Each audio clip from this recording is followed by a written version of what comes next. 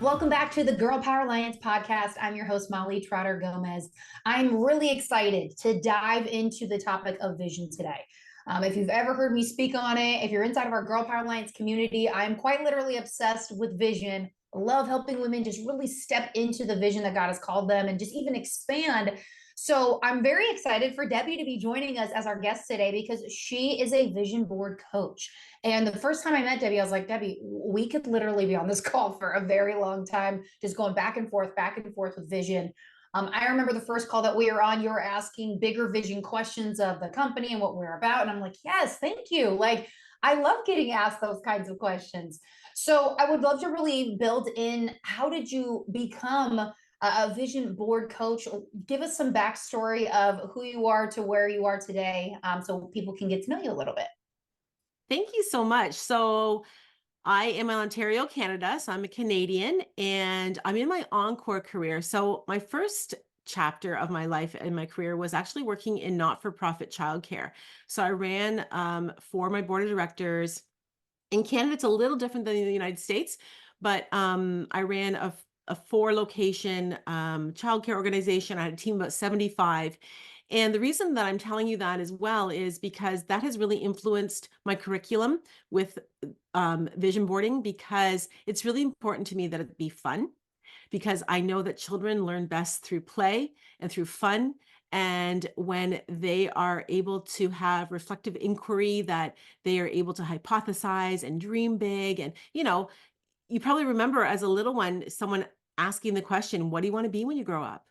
And so I just love that idea of taking that and those ideas that we do with children and translating them for adults, because somewhere along the way we forget and we've lost that little inner child, or the little inner child has experienced trauma and he or she is running the show, but in a way that's just really protective of themselves. So that is the reason I'm telling you that part. And also, it gave me confidence to to share this on a bigger global stage, because my childcare, when I was running it, was one of the best in our province. We were chosen as one of the seven to pilot a new way of being. And that came out of Reggio, Italy, Reggio Emilia, so play-based learning. I know that's now all through, Ontario, or from Canada, the United States, and it really focuses around joy. And so I got to speak on large stages around how that philosophy impacted my childcare.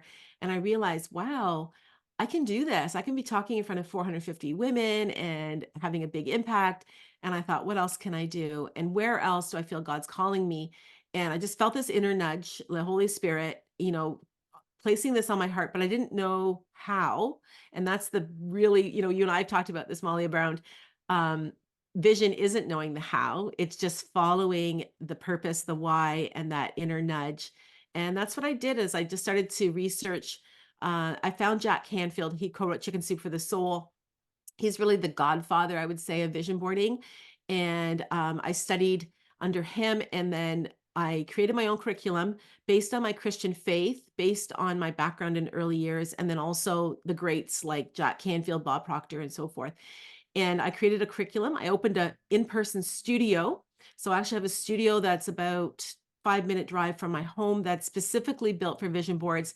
And for all of you girly girls out there, like, it's Kate Spade inspired. Like, I love feminine. Ooh. It's unapologetically feminine.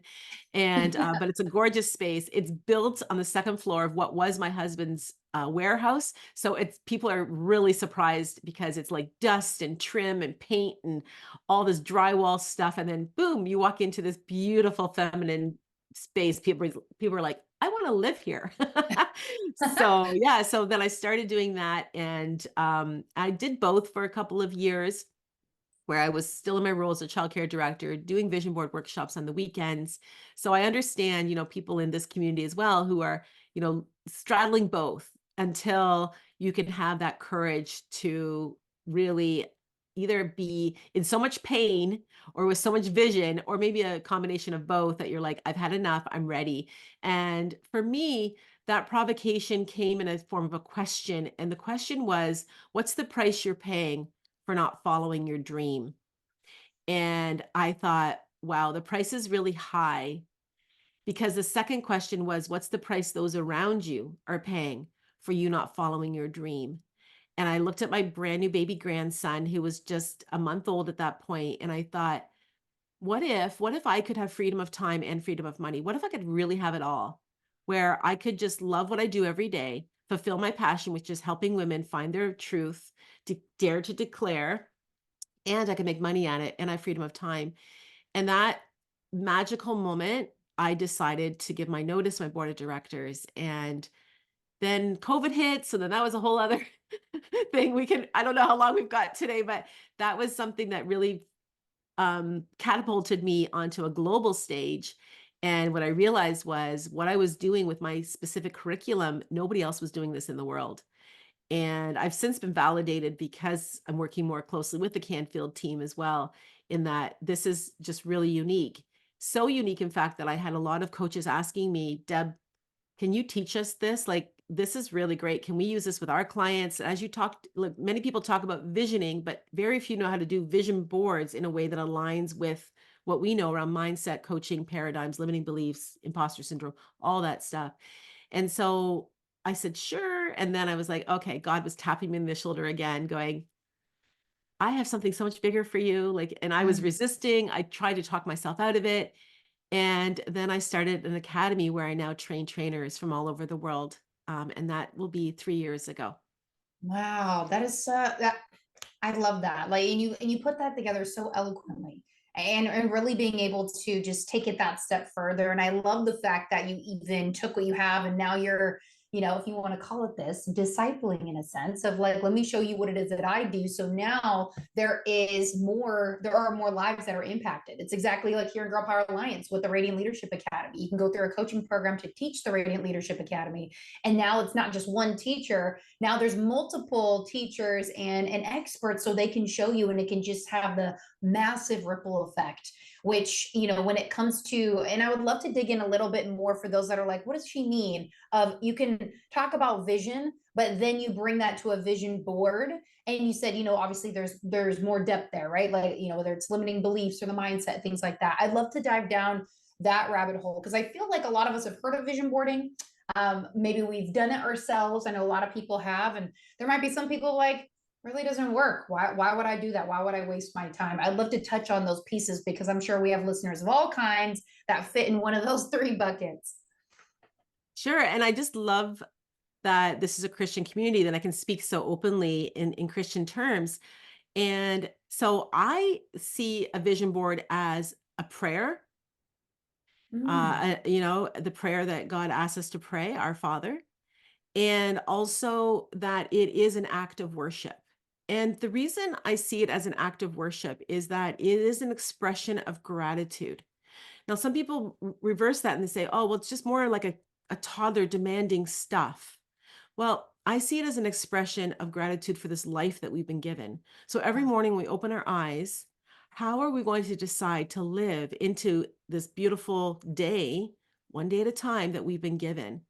And without intention, we're just floating along. And I think about, like, I have 4 children, and when I give them gifts and I've got twin daughters, and I see them wearing jewelry I gave them, like, my girls are not girly girls. So I'm like, for goodness sake, please put on a pair of earrings. And they know this, but anyways, if I see them wearing something that I bought them, it brings me so much joy because I spent time choosing that for them. And I think how much more for our Heavenly Father when we glorify Him by using this life fully. And I like to think about, Matthew 25:14-30, which is the parable of the master with the 3 servants, and how, given a bag of gold that was 5 pieces, 2 pieces, and 1 piece. And I was just rereading that actually before coming on this, because thinking about talking about it. And it was really interesting, even in the rebuke that the master gave, it was like he talked about fear. Like, and the servant said, I was afraid. He said, actually says, I was afraid. I hid it. I hid it in the ground because I was afraid. And so that angered the master. And that, that's an analogy of God. And when we're afraid to not use these beautiful gifts that we've been given. And so the way that we dream big is by expanding the borders of our life as far as possible, by dreaming as big as possible. So this is really scary because I encourage my clients to put images on their board that they don't actually know the how, which for, I was listening on a couple of calls. I hear a lot of moms on these calls, like, we like to be in control. I know I like to be in control. I want to know where everything is. I think yesterday, Michelle was talking about being a multitasker. Like, that is me. So that also translates into how I want to create my vision board. I want to know the how because I want to control the outcome, because I want to get the gold star, on a very subconscious level. I do want the check mark, just like the Sunday school, getting the gold star for attendance, right? I want to know, yep, look at me. I've manifested everything. And when we turn this over and surrender it to God, and we say, this is my responsibility to show up, to dream big, to put images of, and I'll talk a bit more about what it is that I want and how there's, again, the Christian aspect around this, doing it this way, is that actually glorifies God. And that it honors him, because this gift. And the one thing that also distinguishes a Dare Declare vision board is I ask all of my participants to put a photo of themselves in a happy time, in a Mm. prominent place. So for those of you who are listening, and if you've done a vision board before, just check in, like, how does that feel to have the image on or off? It will make a big difference because it grounds it, and it's actually the reason for everything else that you have on the board, because the biggest thing that you can manifest is your own self-image. And if you don't see yourself in that beautiful home, if you don't see yourself in that luxury car, if you don't see yourself in that successful business, it just becomes stuff. But when you see yourself as the daughter of the king and that you're serving him in all of these areas, that's when it all comes together. And that truly is, as I said, this beautiful vision. Um, and the other thing I was going to say was, if we control the how, your results are going to also be based only on past memory and your current circumstances. When we let go of that and surrender it, and we open ourselves to receive, what actually is delivered is bigger and better than we expected, because, of course, it comes from God. And he knows what's in our blind spots. Have you ever had that where you think, how did I not see that before? It was Mhm. right there. Do you remember when I was a kid? And again, I'm much older than you, but those highlighter magazines, those children highlighter magazines. Yes. Yeah, yeah. Okay. I used to live in the States, actually. I used to live in Grand Rapids, Michigan. My dad's a pastor. So he studied there to become a pastor. And we got the highlighter magazines, and it would have, those kids find the objects within the picture. Yes. So I like to think of manifestation like that, in abundance, in infinite supply, in that same way. When we look at life, we just look at that picture, like the picture in the highlighter where it just is a picture of dogs running around in the backyard. But when we look below it and we see the key, the symbols that say, oh, find the pizza, find the sock, find the boomerang, all of a sudden they pop out of the picture. You're like, oh, I didn't even notice the pizza's right behind that dog's tail or whatever. Well, in the same way, when we get focused, and I heard Michelle talking about this yesterday, where our focus goes, our energy flows. When we get focused on what it is that we want and we get really clear, like we do with a vision board, then it's like it becomes clear. We rewire our brain. There's all science around that, but to be able to see it clearly in all around us. That is so, I love the way you put that together, because I totally remember those magazines, of being able to, look for this. Like, you see these ones all the time on social media that have a bunch of letters everywhere. The first four words that pop out are your words for 2024 or whatever. And now your brain's focused on searching for those things. So I love that image. That's so powerful. And I love two other things that I really wanted to comment on that I was like, oh, this is so good. The fact that you're having them put a picture of themselves on there in a happy time. I know, I'm sure for a lot of women, they're like, yeah, I don't have a picture that I like of myself or what have you.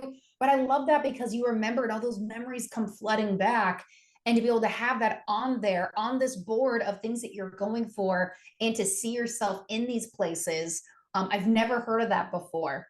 Oh, there was one more thing. Oh gosh, what was it? It was, no, it's gonna come back to me. But I love the fact that you have people put themselves in that, because you really need to be able to, yeah, just let that sink in. Oh, the how. I was like, I cannot forget this one. I love that. If you base it off, I'm in control, I want to know the how, it's only going to recreate what's pretty much already been created. So you can't have anything new. That is so profound. That is absolutely so profound. So I love that you bring that into that board, because I remember the first time I was making a board, I'm like, okay, I got this magazine and this thing and that thing. What do I want? What does this look like? And then there's a whole nother vision board creation when you partner with God to do it. Because a lot of us, as I remember in my early 20s, I would even have, sticky notes on my mirror in the bathroom of, and this year I'm going to create this, and this year I'm going to create this year I'm going to create that. All the things I'm like, this sounds great. I want to do it.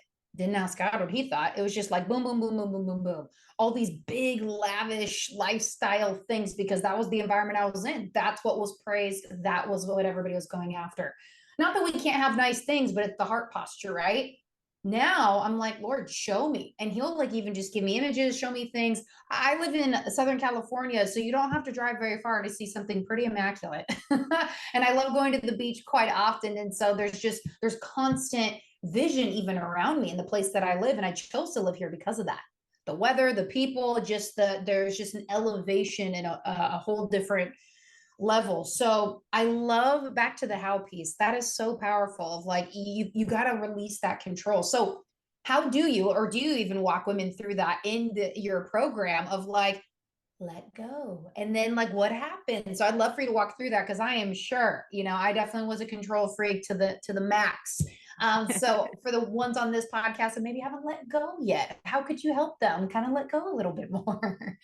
For sure. Well, if you think of our brain like right brain, left brain, and some of us tend to, especially as we adult, we tend to be more in the left brain, which is where analytical thinking and reasonable. I remember I have one client, she's like written 7 books, PhD, and she's like, Deb, that's not realistic. And I'm like, now we're talking, like, so how do I walk people through? Well, it's really about getting them into the right brain, which is where the play, creativity, imagination, curiosity, where that lives. And I do that in multiple ways, especially when we're in person. I have my studio, as I said, so I diffuse oils. So I really fire up all the senses and the space itself, and then it also feels safe. And so to have people dream really big, uh, we also need to get back into, so out of the left brain, which is where we want to make lists. And I actually, when I first created my first draft of my curriculum, I used Jack Canfield's teaching, which has 7 areas of life. And I actually called my first draft 7 Life Areas Vision Boarding. And then I did my first go through with 2 of my girlfriends at my coffee table, at my dining room table. And one had struggled with the 7 areas. She could only do 2. And she's a professional woman with like a healthy relationship, a good job, like from all appearances on the outside, had her crap together. And it was like she was struggling. And I was like, oh, okay. And the other didn't even finish it. And I thought, And then I had a request from the Women's Center in my local town, where women go to escape domestic violence and just if they're on hard times. And the manager of the Women's Center was one of my parents at the childcare. And she said, Deb, when you're done your studio, I heard you're doing something there to empower women. Can I bring a group from the Women's Center? And I'm like, oh, I would love that. And then I started to reflect on, my trial of that curriculum and then who these ladies would be. And I thought, boy, oh boy, if I was in crisis, there's no way I'd be thinking about these 7 areas. Like, what do I want to learn about? Or, even maybe like I would maybe be concerned with safety, like with, professional and maybe relationships or like, but certainly not 7. So I scrapped that first draft and I had like done a lot of work on that. And I thought, well, what do I have in common with her?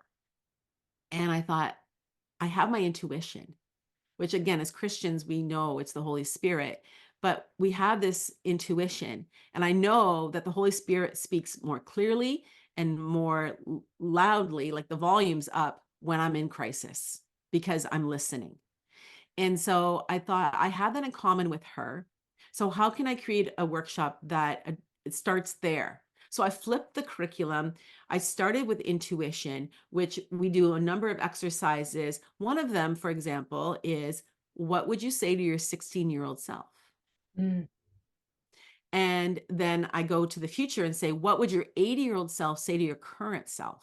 mm, such beautiful conversations. So, some people come. I actually did a workshop on Saturday, and this lady, she's a former police officer, and she's like, "Really, you're gonna make me cry? Really?" Yes, I am. I I said, love if it. there's not tears, I haven't done my job. I want you to feel something. Yes. And that's where I really do is that we do a number of exercises to get into the feeling, because we are all vibrating, like we are all energy. Everything in the world is energy. The seed in the ground, everything. And so we want to raise that vibration. And for those of you listening, think, okay, Deb's going woo woo. I want you to think about if you walk into a room and someone has just had a fight, you notice it. Even if nobody says anything. And That's people right. that it's so funny, they'll say like they're like, I don't believe in this stuff. But they talk about bad energy, which really makes me laugh. And I'm like, well, we know about bad energy because we're like, whoa, don't want that. But how about anticipating and participating and elevating positive energy, and what else can we do in our life? So those are ways that I definitely work with my clients. My vision board experience takes 6 hours. So sometimes, especially corporate clients will be like 6 hours, but I'll do it over 2 sessions, but it does need that to fully, as you noted, to get into that mindset, to dream big, to let go, let the ego let go of what I should want on my board, and to truly understand what is it that I want, and to also realize that we live a human existence, so we get to have things. I drive a really cute little blue Porsche. I love my little Porsche. I call her Declara Blue. And yeah, That's so she's cute. joy. She's joy. And I want more joy in my life. It looks like my little fast little race car. Like my husband's like, it doesn't have all the bells and whistles. I'm like, that's because it's a race car. And that makes me happy. Now, am I still going to be happy if I don't have my little car? Absolutely. It's a choice, but I get to invite these things into my life. I get to be appreciative and grateful for what they bring into my life. Because imagine if I just aren't like the entitled, like, oh, I deserve that car. It's just going to sit in my driveway. No, I'm going to express that that car gives me joy. I love that you brought that up because that's exactly where my mind was going as you were talking is if your vision doesn't make you get emotional, if it doesn't get you to stretch, then like you really don't have anything at all. Vision, it requires you to stretch. And then also being in a place like maybe there's a like you mentioned your office for example, your space, you walk in there, it looks like Kate Spade all over the place. It's a safe environment, there's oils, it smells good, feels good, everything just it settles and you feel like I can kind of like let loose and put my guard down here. For those that maybe don't have that environment in their whole home, maybe there's a space in your home, a corner, a room, or something. But that is something that I have definitely focused on over the last couple of years. Is you want to be in an environment of excellence. You want to be in a place that gives you vision and encouragement, and you're excited to get moving, and sparks can fly. You don't want to be in a room where it's cluttered and it's dingy and it just feels heavy. Like that doesn't bring life at all. And that's actually another reason why I live in California. Is people ask, you live in one of the most expensive states and blah, blah, blah. Why haven't you moved? I said, I walk outside my front door and I love it. I love the weather. I love where I live. It's worth every penny, all the heartache, all the, all the everything. And so having that space, and maybe you're not walking out your front door and have that, but if there's a space you can drive to, a space in your home, having something like that is going to be able to breed rather more clarity, expanding the vision. And then even on top of that, I'd love for you to even dive into this. It's like the proximity, the people around you. Like, there's a lot of people that kind of poo-poo on vision. They're just like, yeah, that's it. Like, when you're a kid, what do you want to do with your life? You hit the age of 10. Yeah, that's not realistic. Let's go find something else. I would love for you to speak on that because I know that is something so many deal with, is whether it's family members, friends, church, whatever. So many people that they're like, nah, like, I'm not the one. So then vision can die if you're not in the right environment. For sure. I like to call vision the new spa day. And it's the most important day of your whole year. And so when you said about the picture, it's true. And it's alarmingly true how many women I have that say, I don't have a picture of myself that I like. I don't have a picture by myself.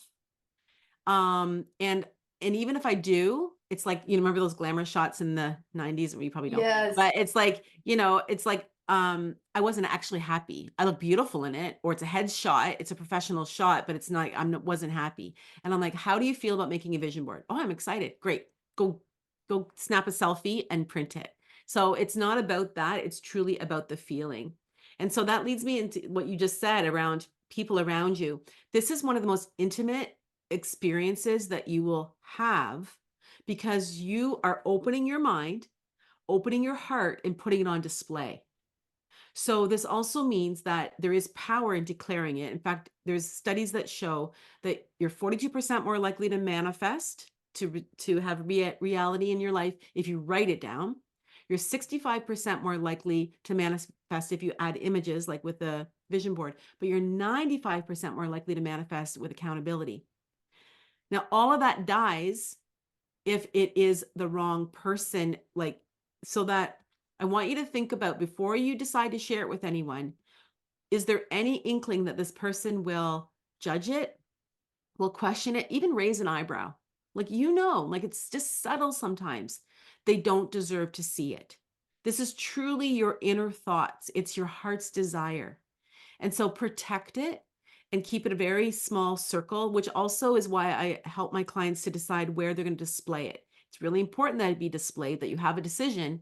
And so some of the most popular places are in the bedroom, because it's best seen right before you go to sleep, because it fires up those theta brain waves. And so you probably know, like, if you've watched a scary movie right before bed, it's like, that guy's in my dreams. Well, the same is true if you, focus in on your vision. So put it on the back of your bedroom door, so it's the last thing you see before you go to sleep, first thing when you wake up, or put it in your walk-in closet. I have mine in my bathroom. Somebody told me feng shui, that's not good, but I like it because I remember, I'm a multitasker. So I stack my habits too, whereas I'm Totally. brushing my teeth and I'm like checking on my vision board twice a day, because I brush my teeth at least twice a day. So that works for me. But yeah, it is really important to surround yourself with people that are going to be cheerleading. So if they're not as excited about your vision board as you are, they don't deserve to see it. So that would be the main piece of it.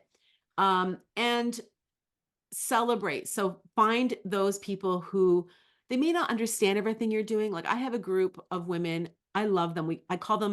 We call ourselves the Diamonds, kind of like a take on the Golden Girls. We think we're pretty funny and cute. I love it. And we go for dinner, whoever can make it, once a month. We have a date set and we're there for each other and we do extra things.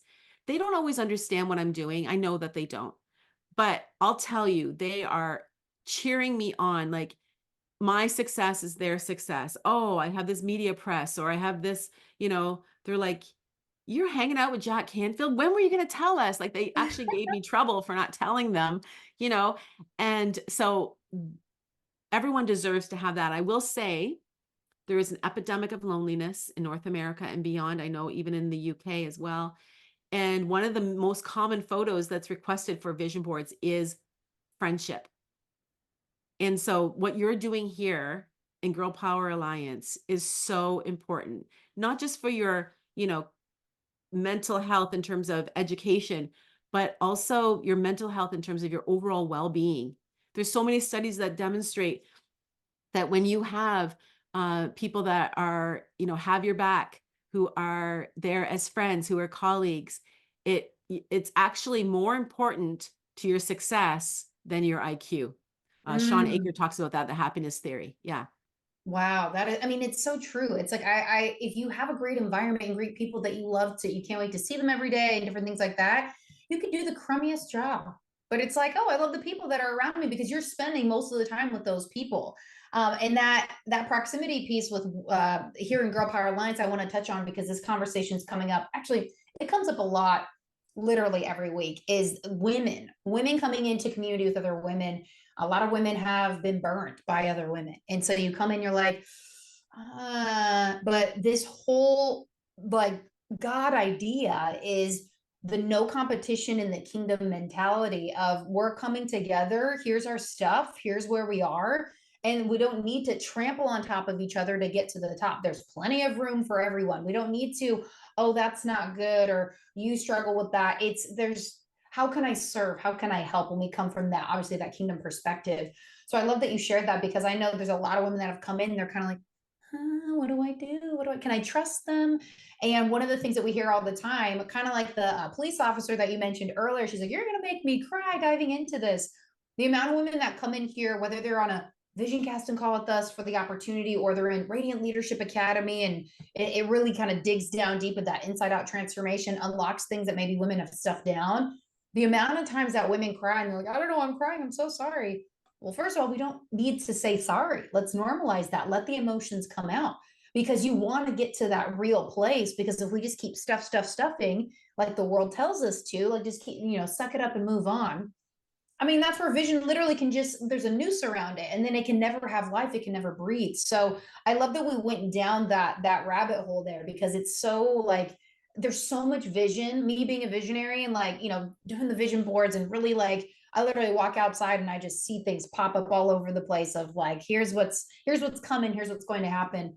And then I look to the left and the right and I see people literally, it's like the light is turned off. There's no light bulb, there's no life-giving energy of any kind, and they're just kind of shuffling through life like, okay, well, when's the weekend?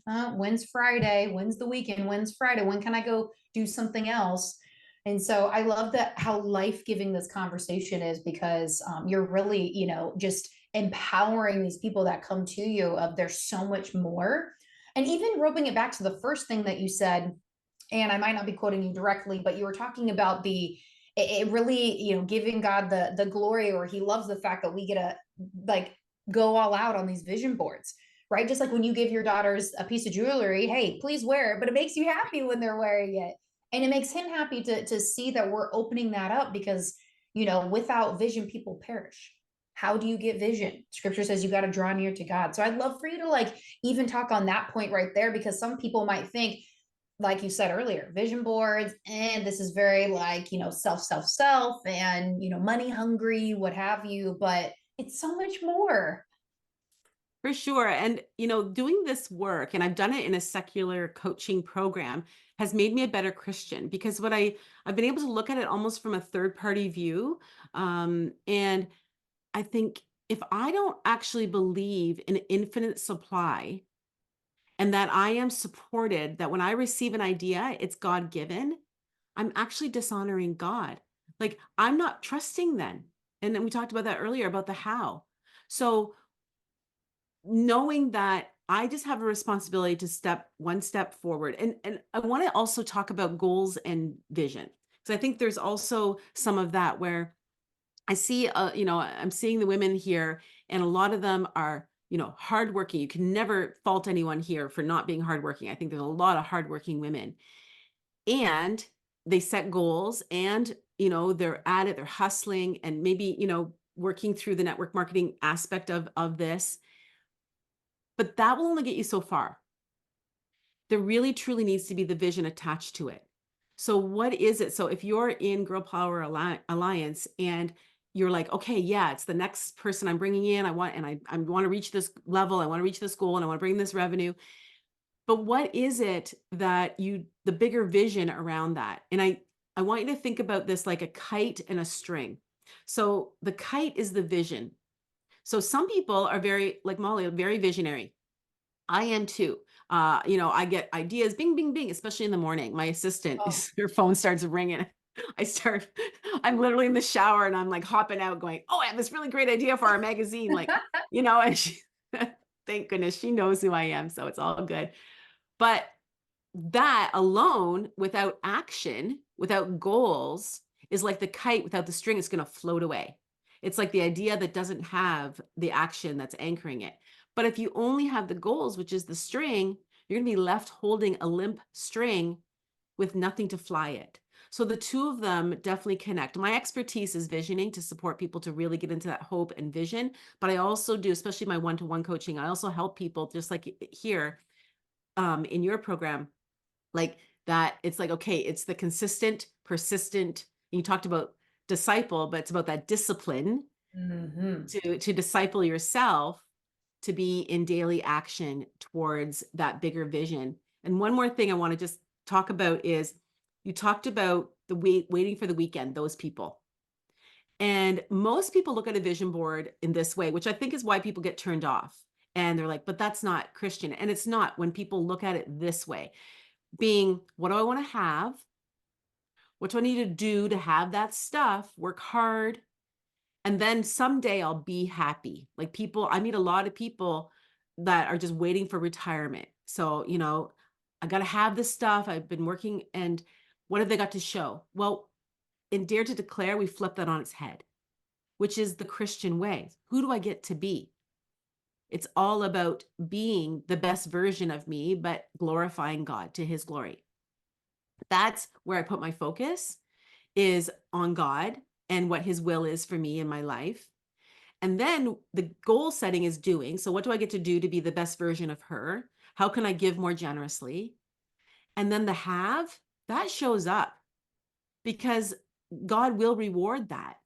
And we just get to hold our hands out loosely to see what he shows us, because it's always, in my experience, always been bigger and better than what I expect. That is so, I love that. I love that you flip it on its head. I love that you already addressed one of the elephants, right? They're just like, wait a second, because you've done this for so long.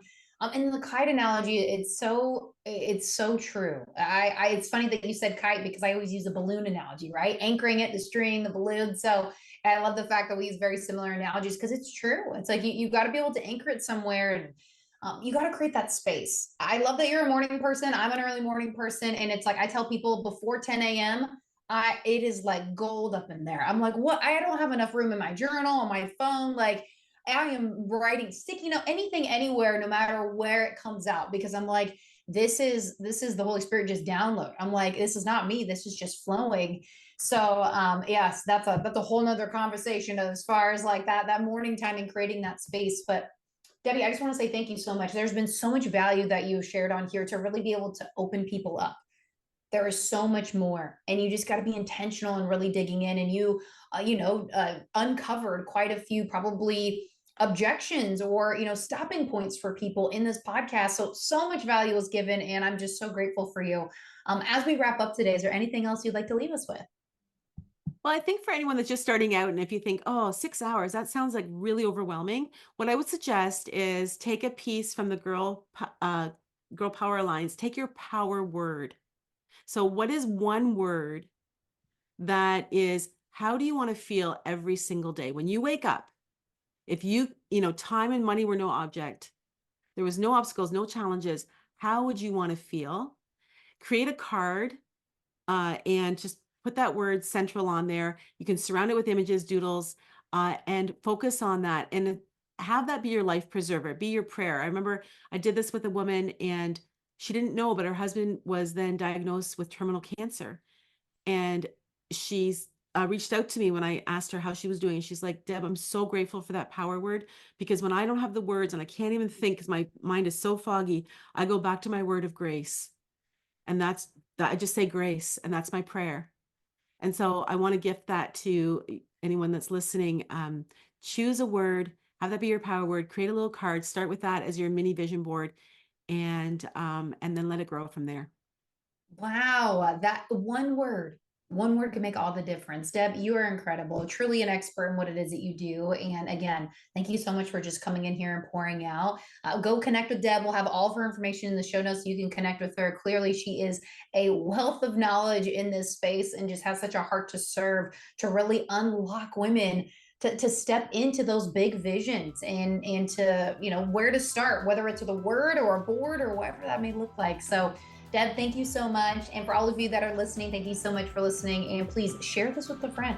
There are so many people that need to be able to hear this. Vision is something that people are literally like dying for. They need it. And this could be the message that they need to hear. So thank you so much for listening, and we'll see you on the next episode.